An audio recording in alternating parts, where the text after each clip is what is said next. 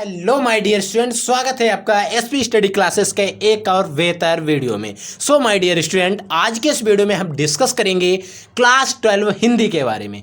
Class 12 Hindi का एक very most important model paper जो आपकी सामान्य हिंदी का है, क्योंकि बच्चों ये मॉडल पेपर आपके बोर्ड एग्जाम के लिए वेरी मोस्ट इंपॉर्टेंट है। हिंदी का पेपर आपके बोर्ड एग्जाम में हमारा टारगेट रहेगा कि आप 100 में 90 नंबर पा सकें, और अभी अगर आप में अच्छी मेहनत कर लेते हो तो 100 में 100 भी ला सकते हो और 100 में 95 भी ला सकते हो। बस आपको मेहनत करना पड़ेगा। आज के इस वीडियो में हम जिस पेपर को डील करेंगे वो पेपर हमारे पास है बोर्ड एग्जाम 2023 का, क्योंकि बच्चों बोर्ड एग्जाम 2024 जो होगा पेपर का पैटर्न तो यही रहेगा, इसी तरीके के क्वेश्चंस आएंगे। बस आपको पेपर का जो पैटर्न है वो समझ लेना, कैसे क्वेश्चन आ रहे हैं, किस लेवल से हमसे क्वेश्चन पूछे जा रहे हैं, कैसे क्वेश्चंस आ रहे हैं, किन किन चैप्टर से कैसे क्वेश्चंस आ रहे हैं, इन सारी चीज़ों को हम डिस्कस करेंगे और विद सॉल्यूशन के साथ आपको पूरा पेपर समझाएंगे। तो आइए एक एक चीज़ को हम समझते हैं, बिल्कुल ध्यान से एक एक चीज़ को। देखिए, आपको पेपर करने के लिए 3 घंटे 15 मिनट का समय दिया जाएगा, ठीक है बच्चों, ये चीज़ आपको पता है, ठीक है। तो देखिए, पहला खंड ए में आपका क्वेश्चन रहेगा फर्स्ट क्वेश्चन। अब देखिए एक एक क्वेश्चन को हम सॉल्व कर लेते हैं। देखिए, कह रहा है कि भारतेंदु हरिश्चंद्र द्वारा संपादित पत्रिका कौन सी है। आपको 4 ऑप्शन दिए गए, हिंदी प्रदीप, कविवचन सुधा, आनंद कदम्बिनी और ब्राह्मण, ठीक है। तो इन सभी 4 पत्रिकाओं में से कौन सी पत्रिका है जो भारतेंदु हरिश्चंद्र द्वारा संपादित की गई। तो वो पत्रिका बच्चों है कविवचन सुधा, ठीक है। कविवचन सुधा जो पत्रिका है वो भारतेंदु हरिश्चंद्र द्वारा संपादित है, ठीक है। नेक्स्ट देखिए, नेक्स्ट है कि श्रद्धाभक्ति निबंध के लेखक कौन है, यानी कि जो श्रद्धाभक्ति निबंध है वो किसने लिखा है। तो बच्चों वो लिखा है आपके रामचंद्र शुक्ल ने, ठीक है। फिर देखिए नेक्स्ट है कि रंगभूमि उपन्यास के लेखक कौन है। रंगभूमि जो उपन्यास है वो किसने लिखा है। तो आपको पता होना चाहिए जो रंगभूमि उपन्यास था वो मुंशी प्रेमचंद्र ने लिखा था, ठीक है बच्चों। देखिए, कर्मनाशा की हार कहानी के लेखक कौन है, यानी कि जो कर्मनाशा की हार जो कहानी है उसके लेखक कौन है। तो आपको पता होना चाहिए शिव प्रसाद सितारे हिंद जो थे या शिव प्रसाद सिंह जो हैं, इन्होंने कर्मनाशा की हार जो है वो लिखी थी रचना, ठीक है। अब देखिए इंपॉर्टेंट क्वेश्चन है कि राष्ट्र का स्वरूप निबंध जो है वासुदेव सगड़ अग्रवाल ने तो लिखा है, लेकिन ये किस निबंध संग्रह से लिया गया। तो आपको पता होना चाहिए राष्ट्र का स्वरूप जो निबंध है वो वासुदेव शरण अग्रवाल ने लिखा है, वो पृथ्वी पुत्र एक निबंध संग्रह था उससे लिया गया है, ठीक है बच्चों। नेक्स्ट क्वेश्चन देखिए इसके, फिर आता है गद्य खंड। देखिए, पहले तो हमने गद्य के 5 क्वेश्चन की बात कर ली, अब हम बात करते हैं पद्य के 5 क्वेश्चन। देखिए, पहला क्वेश्चन का खंड कह रहा है कि गिरजा कुमार माथुर, गिरजा कुमार जो माथुर एक कवि हैं वो किस काल के कवि थे, आदिकाल के, भक्ति काल के, रीति काल के, आधुनिक काल के। तो गिरजा कुमार माथुर जो थे बच्चों वो आधुनिक काल के कवि थे, ठीक है बच्चों। किस काल के, आधुनिक काल के, ठीक है। प्रगतिवादी काव्य धारा के प्रमुख कवि हैं, यानी कि प्रगतिवादी काव्य धारा के प्रमुख कवि हैं। देखिए, प्रगतिवादी काव्य धारा के बहुत सारे कवि हैं, कई सारे कवि हैं, लेकिन इस क्वेश्चन में जो अकॉर्डिंग आंसर हम बात करेंगे तो इसमें कोई ऐसा कवि नहीं है जो केदारनाथ के अलावा और भी हो। तो इसमें प्रगतिवादी काव्य धारा के कवि थे लगभग 6 से 7 कवि हैं मुख्य कवि, उनमें केदारनाथ भी थे। लेकिन इनके जो 3 आपको दे रहे हैं सूरदास, चंद्रबरदाई और तुलसीदास, इनका दूर दूर तक इससे कोई नाता नहीं है, ठीक है बच्चों। तो हमारा पहला विकल्प सही है और 100% श्योर है, ठीक है। लहर काव्य कृति के रचनाकार है, यानी कि लहर जो एक रचना है वो किसने लिखी है, लहर। तो आपको पता होना चाहिए लहर किसने लिखी है। तो लहर जो लिखी थी बच्चों वो जयशंकर प्रसाद जो थे उन्होंने लिखी थी, ठीक है बच्चों। नेक्स्ट देख लीजिए, उर्मिला का विरह वर्णन, यानी कि उर्मिला का विरह वर्णन जो साकेत है वो किस सर्ग में है।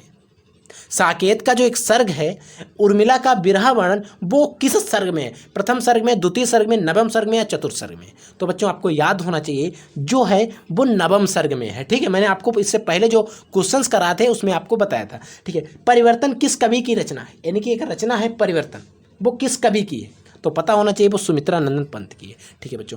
अब आते हैं गद्यांश। तो गद्यांश की बात हम बाद में करेंगे, सबसे पहले हम जो आप क्वेश्चन आने वाले हैं व्याकरण के, इन क्वेश्चंस को भी डील कर लेते हैं। फिर हम बात करते हैं कि इसकी आपके जो गद्य और पद्य हैं उनके बारे में आपको बताते हैं, ठीक है।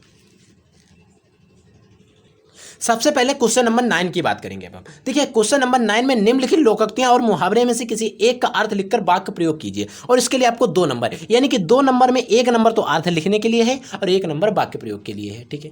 तो आपको क्वेश्चन दिए गए 4, 4 आपसे मुहावरे दिए गए, इनमें से किसी एक का आपको अर्थ लिखकर वाक्य प्रयोग करना। जैसे हाथ पीले करना, 9 2 11 होना, हाथ कंगन को आरसी क्या है, अपना उल्लू सीधा करना। ठीक है, देखिए इनमें जो आपको मुहावरे दिए हैं किसी एक का लिखना है। ठीक है, जैसे 9 2 11 होना, जैसे 9 2 11 होना का मतलब हो जाएगा कि पुलिस को देखकर ही चोर का भाग जाना, ये अर्थ हो गया इसका। 9 2 11 होने का मतलब नहीं, आप देखते हैं कि पुलिस ने चोर ने पुलिस को जैसे ही देखा वो 9 2 11 होगा, यानी कि पुलिस को देखते ही चोर का भाग जाना, ये तो इसका अर्थ हो गया। अब आप प्रयोग करेंगे कि जुआ खेल रहे या चोरी कर रहे व्यक्ति ने जैसे ही घर वाले को आते हुए देखा, यानी कि मालिक को आते हुए देखा, वो भाग गया, 9 2 11 हो गया। ठीक है, अपना उल्लू सीधा करना मतलब अपना काम निकाल लेना। जैसे कि आपने किसी को रुपए दिए, उसने अपना उल्लू सीधा किया, आपके रुपए लौटाने की वो बात भी नहीं कर रहा है। ठीक है बच्चों, अब बात करते हैं क्वेश्चन नंबर 10 की। निम्नलिखित शब्दों को संधि विच्छेद का सही विकल्प चयन कीजिए। देखिए रविंद्रा का संधि विच्छेद क्या होगा। देखिए रविंद्रा का जब हम रवि प्लस इंद्रा करेंगे तो रविंद्रा का संधि विच्छेद मैंने आपको पढ़ाया, वो आप जाकर पढ़ लेंगे। ठीक है बच्चों, तो यहाँ पर हम आपको बताते हैं रविंद्रा का जो संधि विच्छेद हो जाएगा वो रवि प्लस इंद्रा, यानी कि पहला ऑप्शन सही है। ठीक है, इसी प्रकार से रमेशा का क्या होगा। देखिए रमेशा का अगर आप संधि विच्छेद करोगे ना तो रमेशा का हो जाएगा रमा प्लस ईसा, यानी कि आ वाला ही इसमें भी सही है। ठीक है, देखिए अत्याचार का संधि विच्छेद, देखिए अत्याचार का अति प्लस आचार हो जाएगा। जैसे कि अत्याचार हो गया, अति आवश्यक हो गया। ठीक है, इस प्रकार के जो भी होंगे उनमें अति पहले आ जाएगा। ठीक है, और बाद में बाकी का उसी का जोड़ दिया जाता है। ठीक है बच्चों, अब देखिए नेक्स्ट आता है खाखंड में। इसमें आपको विभक्ति और वचन पहचानने के लिए आते हैं। जैसे कि आत्मानी शब्द में विभक्ति और वचन क्या है। देखिए जो आत्मानी शब्द है इसमें शब्द और विभक्ति अगर वचन छांटेंगे तो सप्तम विभक्ति का एक वचन है। और अगर आपने अभी तक विभक्ति और वचन की ट्रिक नहीं देखी तो उसका लिंक आपको वीडियो के डिस्क्रिप्शन बॉक्स में मिल जाएगा, आप वहां से जाकर देख सकते हैं और कोई कंफ्यूज नहीं रहेगा, आप बिल्कुल ट्रिक से निकालोगे यूं हवा में। ठीक है बच्चों, नेक्स्ट विभक्ति और वचन देखिए। ठीक है, नेक्स्ट है कि नाहूस नामसु, नामसु शब्द में विभक्ति और वचन क्या है। देखिए नामसु अगर शब्द की बात करें तो इसमें विभक्ति सप्तम विभक्ति और बहुवचन है। ठीक है बच्चों, इसी प्रकार से देखिए अब इसमें आपको क्या करना है, इन जो युग्म दिए गए इनका सही सही अर्थ क्या होता है इसका चयन करना। जैसे अभिराम का मतलब क्या होता है और अभिराम का मतलब क्या होता है। देखिए अभिराम का मतलब होता है अवरत अनवरत। ठीक है, और अभिराम का मतलब होता है अनारसक अनाकर्षक। ठीक है, और यहाँ पर आपको हो सकता था आकर्षक भी दे देता, आकर्षक भी होता है तो आकर्षक होता, लेकिन आकर्षक इसमें दिया गया है तो आकर्षक ए वाला तो होने से रहित, क्योंकि इसमें सुंदर दिया गया तो हमारा सा वाला विकल्प ही सही है। ठीक है बच्चों, आप देखिए इसी प्रकार से अन्य और अन्य, एक अन्य दूसरे वाला, एक अन्य जो है वो हमारा अन्य वाला है। ठीक है, अब इसमें कौन सा सही होगा इसके बारे में हम कन्फ्यूज हो जाते हैं। तो अन्य जो होता है वो दूसरा होता है, अन्य जो होगा वो एक तो अनाज वाला हो गया, अन्य अनाज, और अन्य जो होगा ये दूसरा है, तो हमारा पहला वाला इसमें भी सही है। ठीक है, इसी प्रकार से देखिए फिर हमसे कह रहा है किसी एक शब्द के 2 सही अर्थ लिखिए। जैसे काल के सही अर्थ आपको 2 लिख देने हैं, क्या 2 अर्थ काल के लिख देने। अब देखिए काल के अगर हम अर्थ की बात करें तो काल के कौन कौन से अर्थ होते हैं। देखिए काल का मतलब कि इनका काल समय आ गया, यानी कि इसका हम अर्थ लिख सकते हैं समय आ गया, और काल का ही हम मृत्यु भी कहते हैं।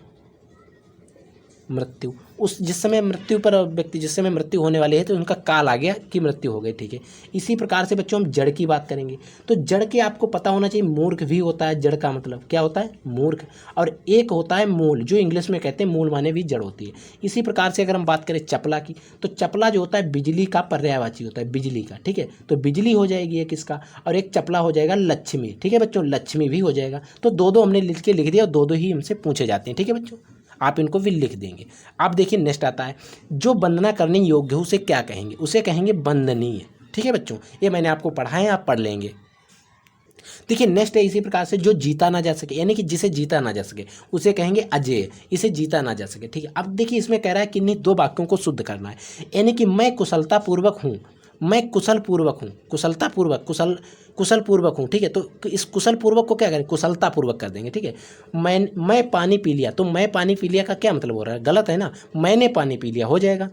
वहाँ लड़के कहाँ जा रहे हैं, वह लड़के कहाँ जा रहे हैं, लड़के वहाँ कहाँ जा रहे हैं। ठीक है, तो इसको हम सही प्रयोग कैसे करेंगे देखिए।